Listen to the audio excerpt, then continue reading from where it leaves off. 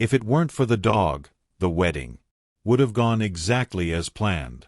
Perfect dress, perfect vows, perfect lies. But on a sun-soaked afternoon in Charleston, South Carolina, just as the bride took her first step down the aisle, a German shepherd named Lupo did something no one could have predicted. He barked. Not just a warning bark, not a confused yelp, a furious, relentless snarl, sharp and loud, straight at the bride. Gasps rippled through the garden. Phones stopped recording. The string quartet trailed off mid-chord. At first, people chuckled. "He's never liked white dresses," someone whispered. But when Lupo lunged forward, yanking against his leash with wild desperation, all humor drained from the moment. "Whose dog is that?" the bride asked, voice sugar-coated but trembling at the edges. It was her fiancé's, and that dog had never, not once, reacted to anyone that way. The ceremony was taking place at the Magnolia Estate, a grand colonial-style venue known for hosting Southern high society weddings. Rows of white folding chairs lined the lawn. Lavender and baby's breath danced in mason jars. Gentle breeze rustled the Spanish moss hanging from the oak trees. Above, Caleb Montgomery, the groom, stood tall in his tailored navy suit. He looked stunned as his best friend, four-legged and fierce, and tried to rip free from the leash held by his younger brother, Evan. "Lupo, hey, sit, sit," Evan barked, tightening his grip as the dog snarled like he'd spotted a threat. But Lup's eyes never left the bride, Lucia Navarro. She stood at the edge of the aisle, motionless in her ivory lace gown. Her veil fluttered slightly in the breeze, but her expression remained unreadable. Too calm. Someone suggested taking the dog away. Caleb hesitated. "He doesn't do this," he murmured, more to himself than anyone else. But time ticked forward. The officiant cleared his throat, and eventually with one last yank, Evan dragged Lup toward the back into the manor house. The ceremony resumed, but the moment never quite recovered. Inside the reception hall, Lupo scratched at the wooden door. He paced in circles, ears forward, tail stiff.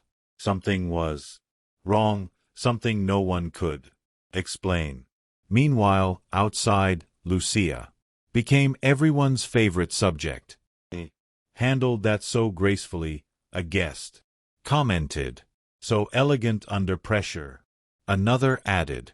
But Caleb's mother, Judith Montgomery, didn't smile. Leaned over to her husband and whispered, "That wasn't right. Did you see her reaction? No flinch, no confusion, just calculation." Still, the wedding went on. Vows were exchanged. Rings slipped onto fingers. And when Caleb kissed his new wife, the guests applauded, though more nervously than before. The reception buzzed with champagne, toasts and small talk. Caleb made rounds, hugging old friends and shaking hands with colleagues. But Lucia disappeared for a few minutes. She said she needed a moment to adjust her makeup. She didn't go to the powder room. She went upstairs. Lup, still trapped inside a guest room, went wild the second she passed by. He leapt against the door with a force that rattled the hinges, barking with a rage that echoed down the hallway. Downstairs, a staff member asked, "Do you want us to let the dog out now, Mr. Montgomery?" Caleb looked up from his drink. "Yeah, I think so." When La pounded down the hallway, he didn't run to Caleb. He sprinted toward the stairs, toward Lucia. And in that moment, we'd love to remind you, if you believe animals know more than we do, and if stories like this move you, please subscribe to our channel, Heroes for Animals, where we tell real and inspired stories about dogs who change lives. Now, back to the story. Lucia returned composed as ever. Lup sat nearby, ears forward, eyes locked on her every move. That night, as guests dined and danced under string lights, Judith couldn't shake her unease. She'd always trusted her instincts. A retired prosecutor, she'd learned long ago that sometimes the person with the prettiest smile is hiding the darkest secret. Excused herself and walked back into the manor house, heading upstairs where Lucia had been earlier. What she found made her blood run cold. In the upstairs hallway, a photograph had fallen from the wall, or maybe it had been knocked over. As Judith picked it up, she noticed something odd about the backing. It had been tampered with. Peeling it gently, she discovered a folded paper tucked behind the frame. It wasn't much, just a list of names, bank account numbers, and scribbled initials. But one name stood out: Isabella Gomez. And beneath it, a note: finalize account transfer post. Ceremony. No delays. Judith stared at, then back at the hallway leading to the bridal suite. Lucia Navarro was not who she said she was. Downstairs, the music played on. Caleb twirled his bride under the soft lights, smiling as if nothing had changed. But upstairs, his mother stood frozen, heart racing. Lup, who had followed her up quietly this time, sat beside her, gaze fixed on the door at the end of the hallway. A low growl escaped his throat. Judith knew that sound well. It was the sound her old partner's K9 had made before finding a murder weapon. The sound dogs make when they sense something dark hiding behind charm, something dangerous. Caleb couldn't sleep that night. The wedding had gone off without a hitch. At least, that's what people said. The photos were beautiful, the food was praised, and the dance floor had been packed until midnight. But something was wrong. Lup was still agitated. Even now, past 2 a.m., the dog paced along the hallway outside their bedroom, occasionally stopping at the door, pressing his nose to the bottom, then letting out a soft but persistent growl. Lucia lay beside Caleb, sound asleep. Her breathing was steady, her hand resting gently on his chest, but Caleb stared at the ceiling, heart racing. His mother's face from earlier that evening kept flashing through his mind. He hadn't said much, just gave him that look, stern, warning, motherly. Then there was the dog. Lup had been his best friend for 7 years. That dog had been there through his father's death, his first job, even his late-night panic attacks. Lup didn't bark for no reason, and he had never shown aggression like that before, not even toward strangers. Caleb gently lifted Lucia's hand from his chest and slid out of bed down the hall. His parents' room was dark, but when he opened the door, without knocking, he found his mother sitting upright, a stack of papers on her lap. You couldn't sleep either, she said. What's going on, Mom? Caleb asked. Why are you digging into Lucia's name? She looked at him for a long moment. Because the name she gave us doesn't exist. Not legally. Not in this country. Caleb sat on the edge of the bed, That's not possible. She has a passport, a driver's license. All fake. Judith interrupted. She picked up a photocopy from the stack. I had this run through 2 different databases. There's no record of a Lucia Navarro born in Caracas in 1992. No school transcripts, no medical history, no immigration record, nothing. He felt like the floor beneath him tilted slightly. Then who is she? Judith hesitated. I found another name. Isabella Gomez. There's a pattern. Woman using that name has been involved in at least 3 high society weddings in the past 6 years. Each time she vanished after the wedding, and each groom reported major financial losses shortly after. You think she's marrying me for my money? Caleb asked, barely able to say it out loud. I think she's done it before, and I think she's very good at it. He stood and ran a hand through his hair. This doesn't make sense. Lucia Isabella, whoever she is, she's never asked for anything. Always told me she wanted to sign a prenup. She never touched my bank account, which makes her smarter than the others. Judith said she's not rushing. She's playing the long game.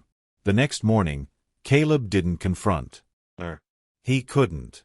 He needed more proof. Needed to believe there was still a chance she was who she said she was. Lucia woke up cheerful, humming as she got dressed. She asked about the honeymoon itinerary, joked about the chaos with Lup, and said she wanted to spend the day at the beach.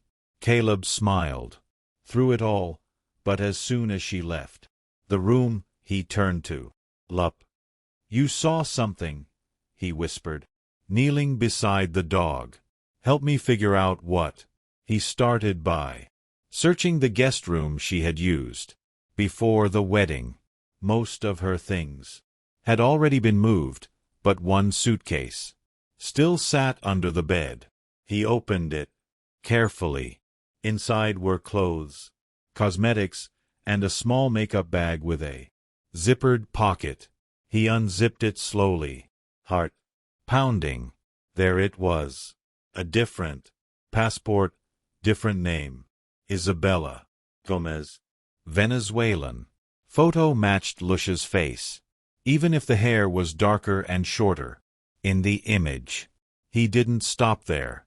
Behind a panel inside the suitcase lining, he found a flash drive taped flat. He took it to his laptop. Wasn't encrypted. Folder after folder. Open to scan documents, email records, screenshots of bank transfers. Every folder was labeled by location and date. Panama City, Geneva, Dallas. Photos of men. Wedding photos. She had done this before at least 4 times. Caleb sat frozen for minutes. He couldn't move, couldn't breathe. Oh, could he have missed it? She had looked him in the eyes and said she loved him. She had kissed him like she meant it. And she was lying the entire time. That evening, he told his mother everything he found. We have to stop her, he said. Judith didn't hesitate. I already contacted someone at the State Department. They're interested. What do we do until then? Watch her, she said. Don't tip her off. The next few days were a strange theater of smiles and silence. Lucia laughed, cooked breakfast, called his relatives to thank them for the wedding gifts, but she never mentioned her past, never said anything about Caracas or Panama or Dallas. Caleb kept pretending until one night when she slipped into the study, thinking no one was awake. Caleb watched from the hallway, heart racing as Lucia typed something into her laptop. He crept closer. On the screen he saw an offshore banking interface. She was moving money, not from his accounts, but likely preparing for it. Then he saw something worse. A folder on the desktop, Montgomery Holdings plan. He had already mapped out his family's financials. Back in his room, Caleb sat. In the dark, fists clenched. Lup lay beside him, tail still for once. Not barking, just waiting. They both were.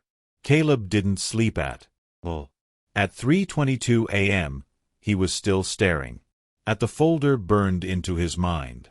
Montgomery Holdings plan, the spreadsheet, the wiring instructions, the offshore accounts, every second of silence that passed now felt like a countdown. He knew. She knew something was wrong, and he was sitting on a live wire. Down the hall, Lucia was asleep or pretending to be. But Caleb no longer had the luxury of doubt. Not after what he'd seen. Not after the flash drive, the fake passports, the money trails leading across 3 continents. He wasn't just the latest groom in her game. He was probably her final actinal. Lupo, laying on the rug near the bedroom window, lifted his head and growled low.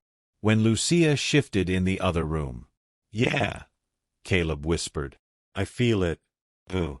The next morning, Lucia was cheerful. Too cheerful.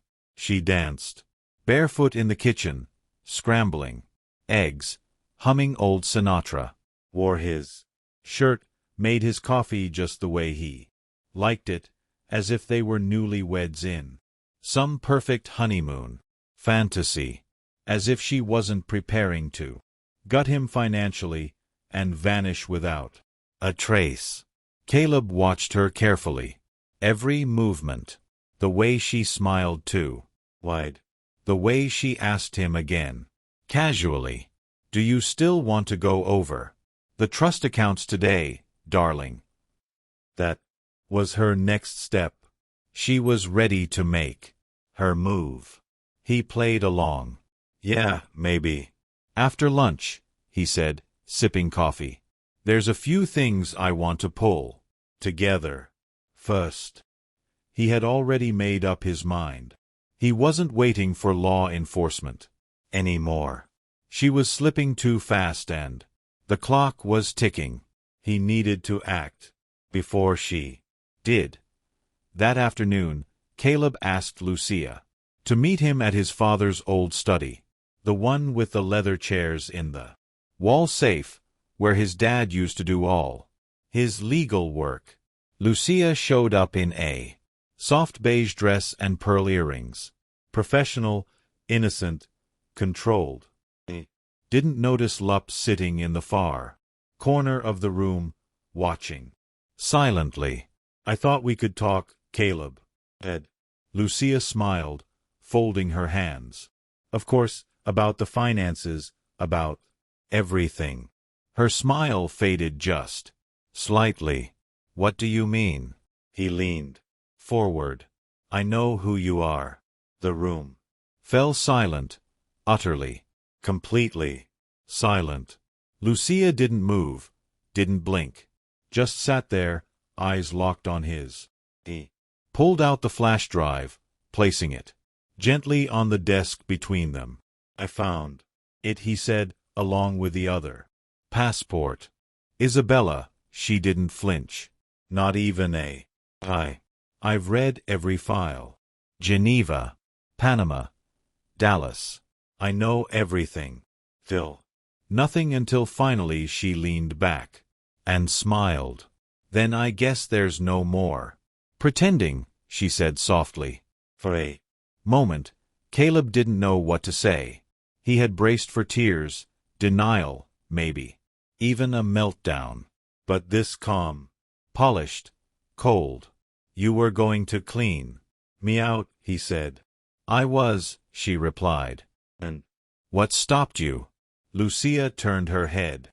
I shifting toward the dog in the corner. Honestly, she said. Him that damn dog wouldn't stop watching me.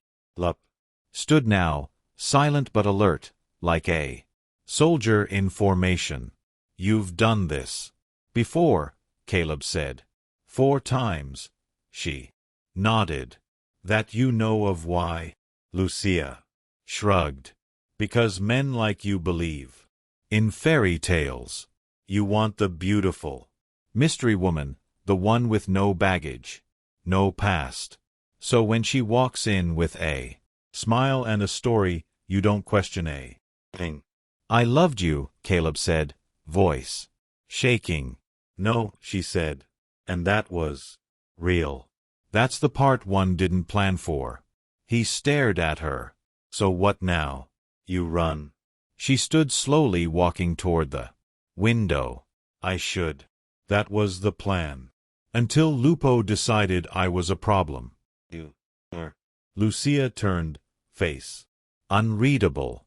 But maybe I don't have to be. He laughed bitterly. You think you can just walk away from this? That we forget the lies, the theft, the fake name. She took a step forward. I can give it all back. Every cent I moved. Haven't touched your accounts yet. Swear it. You really think that's enough? He said, I think. Her voice cracked slightly. I think if you wanted me arrested, you already would have done. I think part of you still sees me as the woman you danced with, the woman you kissed in the rain. I think part of you doesn't want to hate me. Caleb's jaw tightened. She wasn't entirely wrong, but she was right for the wrong reason. I don't hate you, he said, but I'm not letting you ruin my life. She nodded, slow and accepting. So what now? He picked up the phone from the desk. I've already made the call. Outside, the sound of tires on gravel. A black SUV pulled up in the driveway. Lucia's face finally changed. She palled. You turned me in, she whispered. You turned yourself in the day you said I do. Agents walked into the house calm and professional. Lup barked once. Lucia didn't resist. They took her with nothing but the clothes on. Her back and one final look over her shoulder at Caleb. No anger, just a kind of sadness, a flicker of something that might have been real if the lies hadn't buried it. Caleb stood at the window. Long after they left, Lup sat beside him, pressing his head against Caleb's. And guess you were right, Caleb, whispered, voice rough. Lup didn't bark. He just stayed close. That night, Caleb walked through the house room by room, as if seeing it for the first time. Everything still looked perfect, photos still framed, gifts still unopened, the faint scent of her perfume still lingering. But it wasn't a home anymore. Not yet. At the end of the hallway, he opened the guest room. Lucia's suitcase still sat there. Inside, folded neatly, was a letter. Handwritten. Caleb, if you're reading this, I already know how it ended. Never planned to fall for you, but I did. That was my biggest mistake. Not the con, not the plan. Falling in love was what broke everything. I'm sorry. Couldn't be the person you thought I was. Maybe I wish I had been. Else Caleb. Read it twice. Then he folded it back and let it fall into the suitcase. He closed the lid, then turned to Lupo. Let's go home. 2 days after Lucia was taken into custody, the house felt quieter than ever.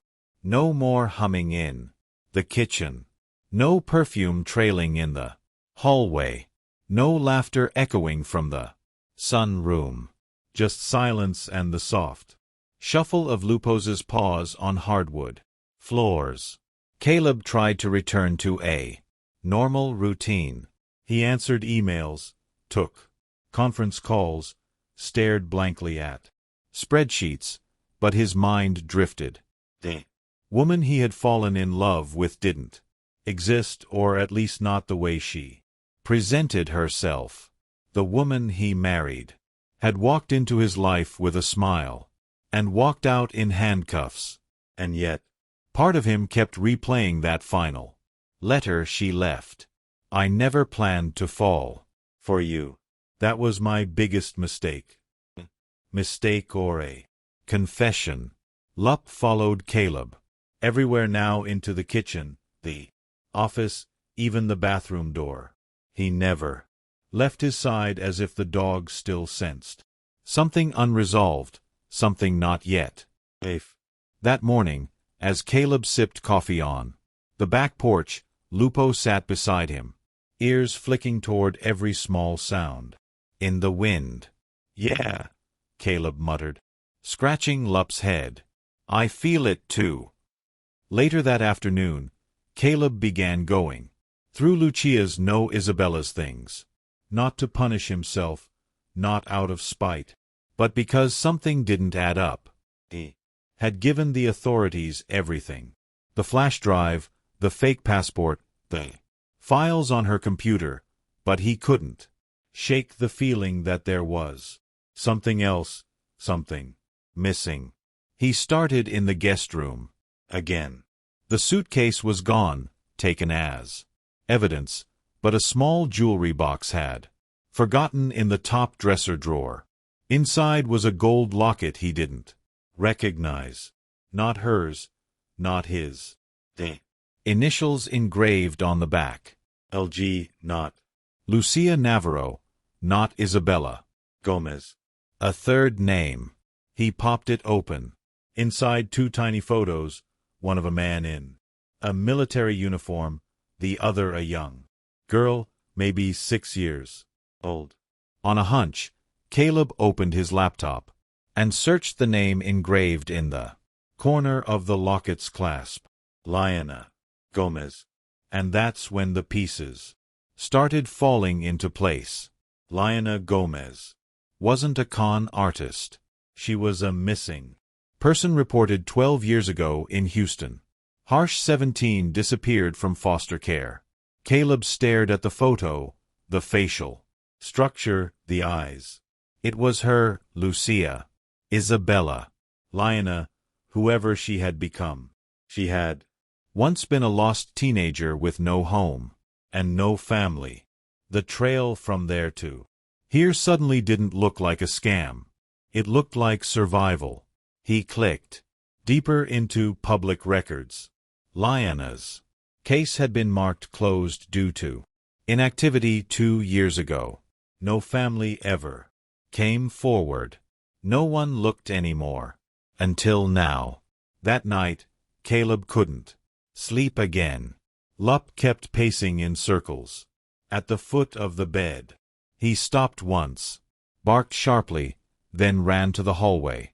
Caleb followed him to the upstairs office. Lup stood at the built-in bookshelf, sniffing, tail rigid. He began to scratch at the wood. Caleb knelt beside him and knocked along the paneling. Soft thunk, a hollow space. He grabbed a screwdriver and pried it open. Inside, hidden in a narrow cavity, was a manila envelope. No label, no dust. He opened a collection of handwritten letters, notes, torn documents. One of them had a letterhead from a private adoption agency. Another had a court seal, fate of Texas termination of parental rights. Another a childhood medical record from an inpatient psychiatric facility, and, taped to the inside flap of the envelope, one final photo. It was her as child standing next to a woman with a name tag that read Officer M. Navarro. That night, Caleb sat in silence, 4 hours. The evidence spread across the floor like puzzle pieces no one had tried to connect before. Lucia or Lyanna wasn't just running from the law. Had been running her whole life from a system that forgot her, from identities forced on her from people who used her, then abandoned her. Her lies weren't born from greed. They were built from pain, built to survive. The next morning, Caleb drove to the detention center. He wasn't sure what he would say, whether she'd even agree to see him, but he had to try. At the visitor's window, Lucia looked different. Tired, older, honest. "I didn't expect you," she said, picking up the phone on her side of the glass. "I didn't expect a lot of things," Caleb said, "like finding the locket or the name Lyanna." Looked down, swallowed hard. "So, you know, I know enough," he said. "You must hate me." "No," Caleb said, "but I'm starting to understand you." She blinked, fighting something behind her eyes.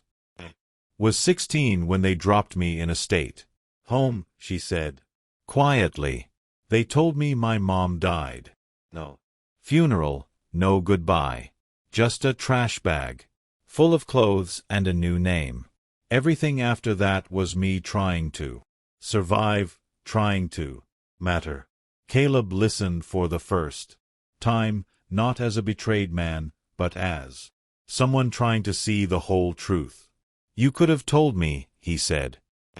"Wanted to," she said, "but I was so used to hiding. I didn't know how to stop." They sat in silence for a long moment. Then she asked, "Why did you come?" He hesitated because the dog never stopped barking. "And now I know why." Back at home, Caleb opened the last letter from the envelope. It was signed by the woman in the photo, Officer M. Navarro. She had written it in case Lyanna was ever found. "If she ever resurfaces, please know that she was loved. She was protected. She was taken from me because of a system that didn't believe a cop could raise a child alone, but she was my daughter, my heart. If you're reading this, take care of her. Give her a second chance." Caleb folded the letter. Lup sat at the window, watching the trees shift in the wind. There was peace in the air. But the story wasn't over. Not yet. Started with a call from an unknown number. Caleb was back in his office. Lup asleep by the fireplace when the phone rang. No caller ID, no voicemail, just one ring, then silence. He didn't think much of it at first, but it happened again the next morning and again that night. By the third call, he was listening. That week, Caleb made it his mission to help Lucia, or Lyanna as she was finally known to him, now clear the wreckage of her past. He hired a legal team, spoke to social workers, filed motions to access sealed juvenile records. The goal wasn't to excuse what she had done, but to understand it, to tell her full story. Her trial was coming soon, and if the judge only saw Isabella Gomez, the international con artist, she'd spend decades behind bars. But if they saw Lyanna, the abandoned teenager, the foster kid failed by the system, the woman who never truly had a choice, there was a chance she could start over.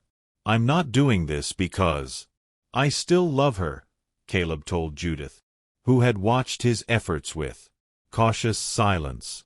"I know," she replied. "You're doing it because it's the right thing." But Lup knew something wasn't right. He grew restless again, pacing, barking at the window some nights. Caleb thought maybe the tension in the house had returned, but it was more than that. Then the envelope arrived. No name, no return address. Just a blank manila package. Sitting inside Caleb's mailbox one morning. Inside, a single photo. A young woman, Liana, at a train station, looking scared. And a note printed in bold block letters. She's not who you think. Stay out of this. There was no signature. Just a fingerprint smudge in the corner. Caleb stared at the photo. It looked old, faded at the edges, but someone had held on to it. Someone who knew exactly who she was and who didn't want her. Story told. He brought the envelope to the police, but it was brushed off as an intimidation tactic. She's a public figure now. The officer said these things happen. Probably someone from a past con feeling burned. Caleb didn't believe that. He could feel something more dangerous under the surface. And Lup felt it, too. That night, Lup barked at the fence line. Caleb stepped out with a flashlight. No one was there, but the side gate, normally locked, was ajar. He fixed it. Didn't sleep. The next morning, he found muddy boot prints near the back porch. Meanwhile, in the detention center, Liana was changing, too. She looked more herself, like a woman shedding masks she'd worn for too long.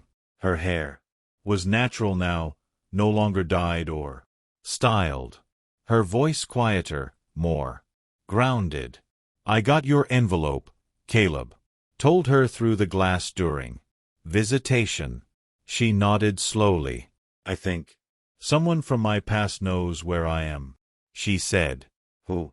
There were a few men I worked with back when I was really desperate. Not the fake marriages, the early stuff, identity trades. They made money off people like me. Smuggled, forged, disappeared. And now they're afraid. You'll talk. I already did, she said in my statement to your attorney. Oh. They're warning me to back off. Nodded again, guilt clouding her face. Never meant to bring danger to you, she said. But you did, Caleb replied, then softer. But I'm still here. She pressed her hand against the glass. He didn't ask why. He just pressed his against hers. That night, Caleb upgraded the security system on the house. Cameras, floodlights, remote locks. Lup slept with one ear open. 2:47 a.m. The sensor on the back gate pinged. Movement, then silence, then another ping closer to the porch. Caleb grabbed his flashlight and quietly opened the back door. Lup stood beside him, growling low. No sound, just the rustling of leaves. Then he saw it. A man standing near the tree just beyond the reach of the motion lights. Tall, hooded, watching. Caleb froze. Lup did not. The German shepherd lunged off the porch, barking loud, enough to wake the neighbors. The figure turned and ran. Caleb shouted. Lup chased.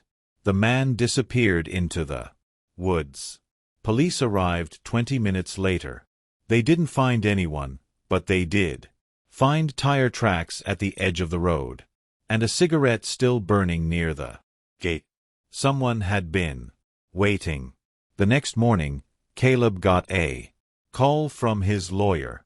Liana was moved to protective custody last night. The voice said there's credible evidence. She's at risk from her past, from the truth she finally told from the people who never wanted her found. Later that day, Caleb found another envelope in the mailbox. Inside, a torn piece of a newspaper article dated 2009. Teen runaway tied to ID theft ring in Texas. A grainy photo of Lyanna, younger, hollowed, scrolled across it. In red marker. You were warned. Caleb didn't go to the police this time.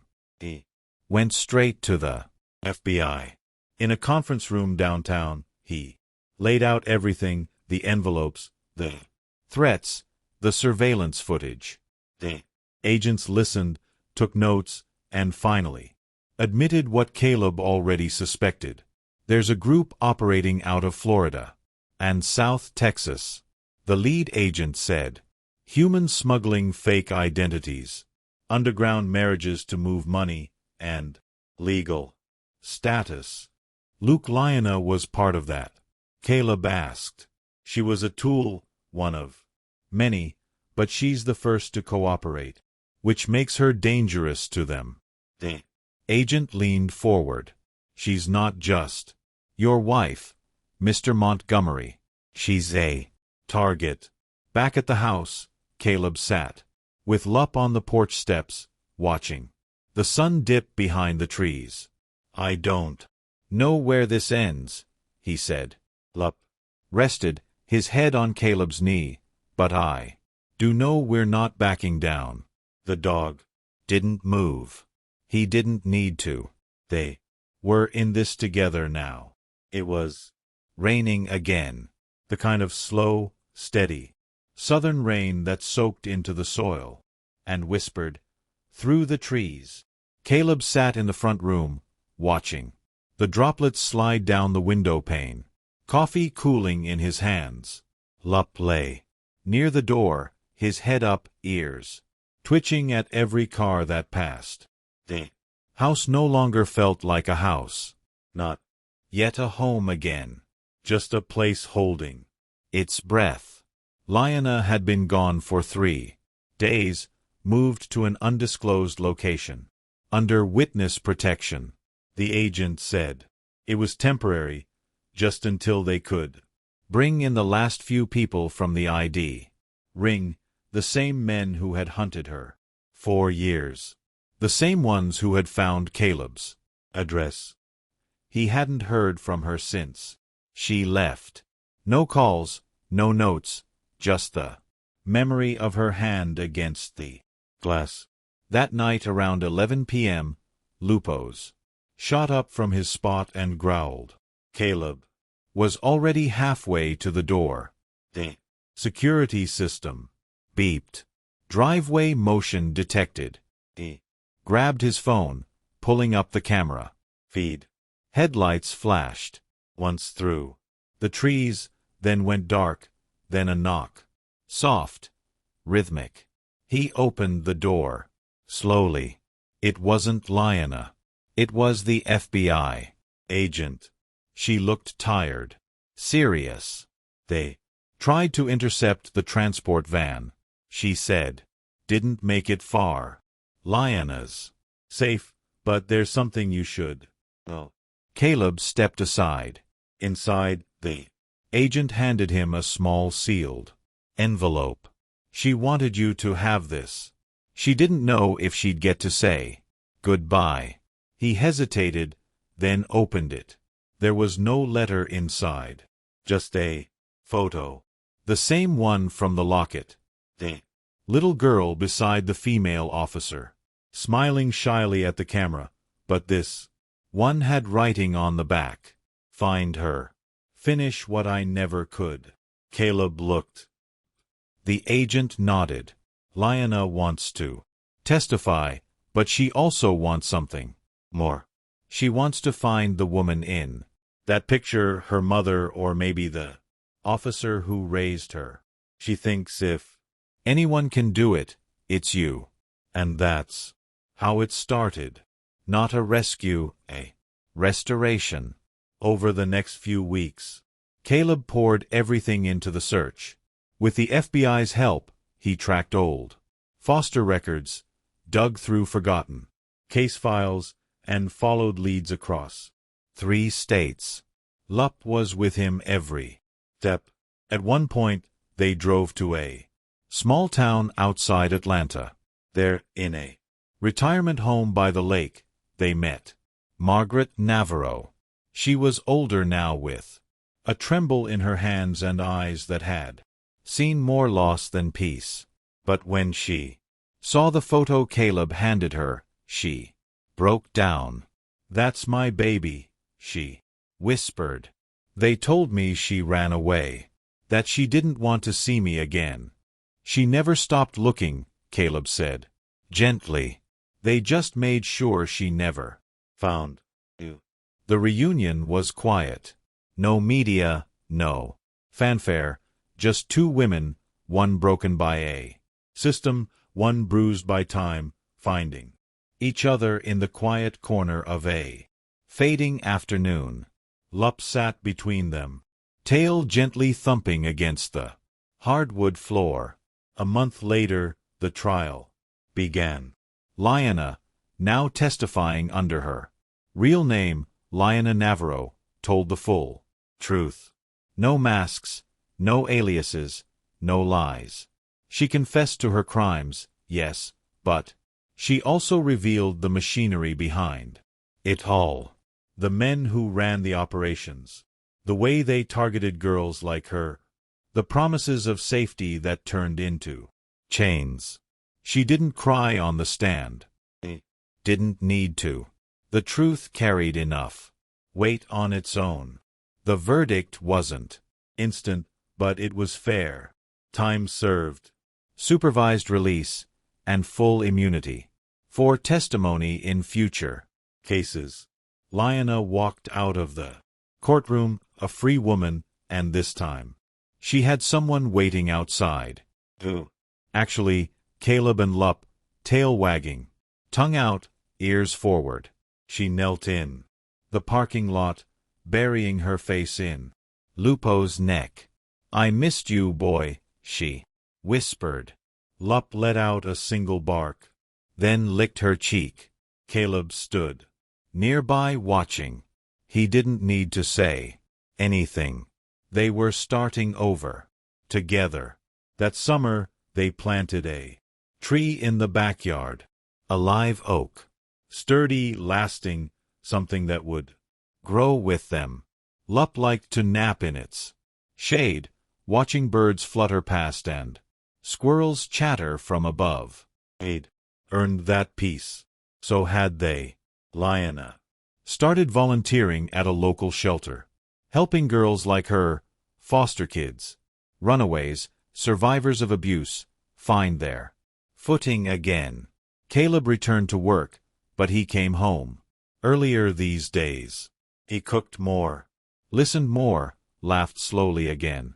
And every evening, as the sun dipped behind the hills, Lupo took his place at the front porch, watching the world with wise, quiet eyes. Sometimes the loudest warnings don't come from people. Sometimes the truth hides behind perfect smiles and carefully rehearsed lives. And sometimes a dog knows long before we do that what looks like love might be a cry for help or a second chance waiting to be heard. So here's a question for you. Have you ever ignored your instincts, your inner voice, your Lupo, and later wished you hadn't? Would you be willing to forgive if the truth was more broken than the lie?